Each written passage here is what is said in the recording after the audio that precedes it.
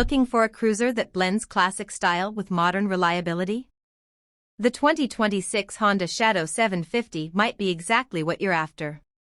It's not trying to be flashy, it's just cool, capable, and built to ride. Welcome to Next Gen Reviews, where we give you honest, no-nonsense takes on the latest bikes hitting the road. Design. The Shadow 750 has always had that timeless cruiser vibe, and the 2026 model keeps it going strong. Long, low, and laid back, with just a few subtle updates. You'll notice cleaner lines, new color options, and full LED lighting that keeps the retro look but adds a modern touch. It's still got that big bike feel with mid-size manageability. Performance. Under the tank is the familiar 745 cubic centimeters liquid-cooled V-twin, smooth, dependable, and perfect for relaxed cruising. Power delivery is mellow but satisfying, with enough torque to handle city traffic or weekend highway rides.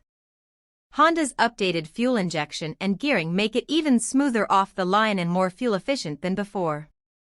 Features and technology. The 2026 Shadow stays simple, but with a few nice upgrades. You now get a digital/analog combo gauge, updated ABS, and a more comfortable seat for longer rides. No ride modes, no touchscreen, just a cruiser that focuses on the ride, not the extras. And honestly, that's part of its charm. Conclusion. The 2026 Honda Shadow 750 sticks to what it does best: classic looks, easygoing performance, and bulletproof reliability. Whether you're a newer rider or just want a chill cruiser without the fuss, it's hard to go wrong. What do you think? Is the Shadow still holding its own in 2026? Drop your thoughts in the comments.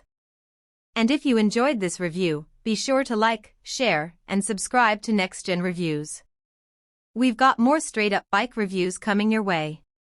Catch you on the next ride.